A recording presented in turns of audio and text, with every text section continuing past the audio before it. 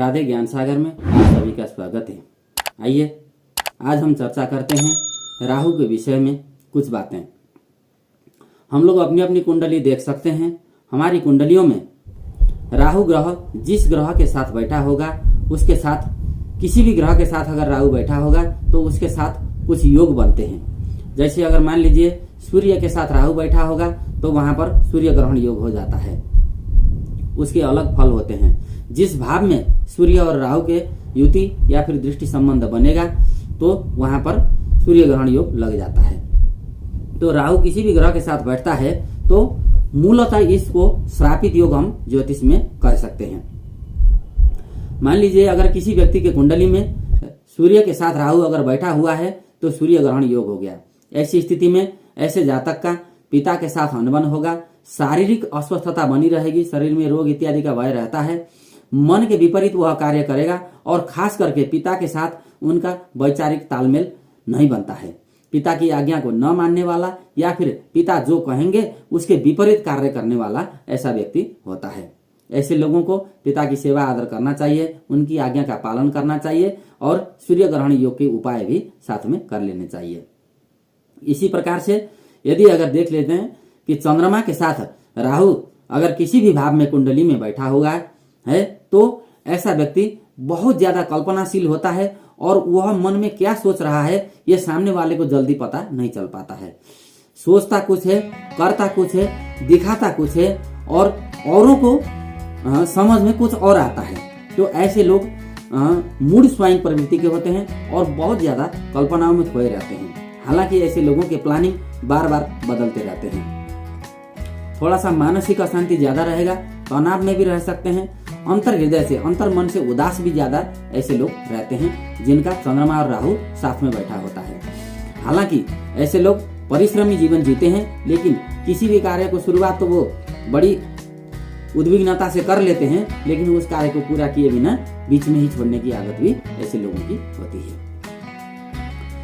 चंद्रमा और राहु के साथ बनने वाले योग को हम ज्योतिष में चंद्र ग्रहण योग कहते हैं। कई बार राहु, सूर्य, चंद्रमा दोनों के साथ अर्थात तीनों ग्रह एक ही भाव में भी बैठते हैं तो उस स्थिति को हम सूर्य चंद्र ग्रहण योग कहते हैं। उस योग में ये और भी ज्यादा खतरनाक हो जाता है। अब बात करते हैं मंगल के साथ राहु का योग। मंगल और साथ में राहु अगर किसी भी भाव में बैठे होंगे तो उसमें अंगारक योग कहलाता है, वो भी एक श्रापित योग के अंदर आता है। मंगल और राहु साथ में होने से सबसे पहले तो ऐसे व्यक्ति को गुस्सा ज्यादा आता है, बात बात पर बिगड़ना और ज्यादा गुस्सा करना या फिर तात्कालिक क्रोध, उनका आवेश वाला क्रोध उनका जल्दी निकल जाता है। ऐसे लोगों के अपने भाई बहनों के साथ रिश्ते अच्छे नहीं होते हैं क्योंकि मंगल भाई का कारक है, मित्रों का कारक है और हो सकता है कि ऐसे लोगों को मित्रों के द्वारा धोखा भी हो जाए। ऐसे व्यक्ति को अपने भाई बहनों के साथ विरोध भी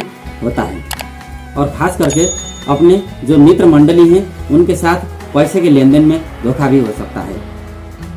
और अगर ऐसे व्यक्ति मंगल राहु योग वाले व्यक्ति अगर ऋण लेंगे तो उनको ऋण चुकाने में भी थोड़ा ज्यादा समय लग सकता है।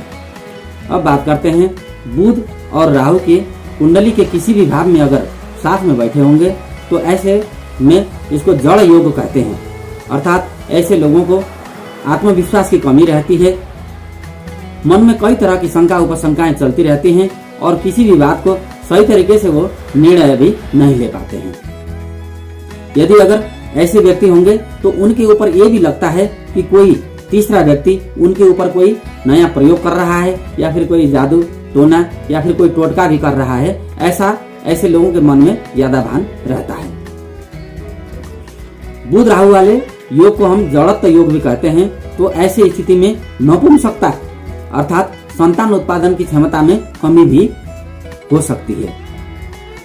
अब बात करते हैं गुरु और राहु की। गुरु और राहु के योग को हम कुंडली में चांडाल योग कहते हैं, जो कि गुरु और राहु की युति संबंध बनने से जीवन में धन या फिर प्रसिद्धि भी आएगी, लेकिन संतान की चिंता ऐसे व्यक्ति को हमेशा सताती रहती है और संतान होने में कठिनाई या फिर कुछ मेडिकल ट्रीटमेंट की आवश्यकता भी पड़ सकती है।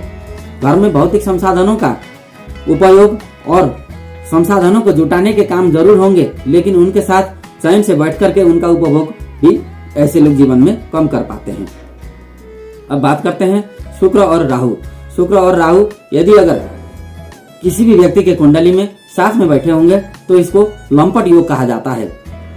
ऐसे व्यक्ति ज्यादा काम विषय के ऊपर उनकी मन ज्यादा रहता है, विषय भोग करना, विषय भोग की लालसा मन में ज्यादा रहना और विपरीत लिंगियों के प्रति ऐसे व्यक्तियों का आकर्षण ज्यादा रहता है, परंतु वह आकर्षण क्षण भर का होता है।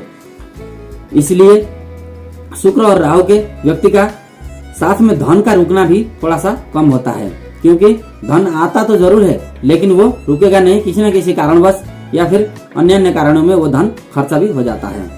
ऋण लगने की संभावना भी अधिक रहती है और खास करके शुक्र और राहु जिनकी कुंडली में साथ में बैठा है, ऐसे अगर वर कन्या होंगे तो अपने जीवन साथी के ऊपर हमेशा शक की दृष्टिकोण रखेंगे या फिर संदेह का वातावरण उनके जीवन में रहता है। अब बात करते हैं शनि और राहु। शनि और राहु अगर कुंडली के किसी भी भाव में साथ में बैठे होंगे तो इसको हम श्रापित योग कहते हैं। मूलतः श्रापित योग यही होता है, परंतु राहु के साथ जितने भी ग्रह बैठते हैं वो सारे श्रापित योग ही कहलाते हैं। शनि और राहु साथ में बैठते हैं तो ऐसे व्यक्ति को जीवन में बहुत सारा मेहनत करने के बाद जाकर के संघर्षपूर्ण जीवन व्यतीत होता है और उसमें छोटे से कार्य को संपादन करने के लिए भी संघर्ष ज्यादा करना पड़ता है। संतान होने में कठिनाई हो सकती है। शादी में खास करके यदि अगर शनि और राहु सप्तम भाव में बैठे होंगे, किसी कारणवश एक तो शादी होने में विलंब हो जाता है और अगर शादी हो भी जाती है तो इनका डाइवोर्स का संकेत ज्यादा जो है होता है, संबंध विच्छेद, या फिर कई अगर कन्या की कुंडली में ऐसा होगा तो वो अविवाहित भी रह सकते हैं। संतान होने में भी कुछ विलंब जरूर होता है। ऐसे लोगों को प्रबुद्ध ज्योतिषी के साथ सलाह लेकर के और कुंडलियों का अच्छे से मैच मेकिंग करके विवाह कर लेना चाहिए। ये मैंने आप लोगों को संक्षेप में राहु का अन्य ग्रहों के साथ युति के संक्षेप में फल बताए, परंतु कुंडली में 1 से लेकर के 12 भाव होते हैं। इन 12 भावों में जिस भाव में भी राहु के साथ जो ग्रह बैठे होंगे उन्हीं ग्रहों के आधार पर और उस भाव के फलों को ये कम बेसी कर लेते हैं और उसी प्रकार से फल को कहना चाहिए ज्योतिषी लोगों को। राधे राधे। वीडियो देख करके आप लोगों को कैसा लगता है अपनी सलाह, सुझाव और प्रतिक्रिया साथ में देते रहिएगा। जय श्री कृष्ण।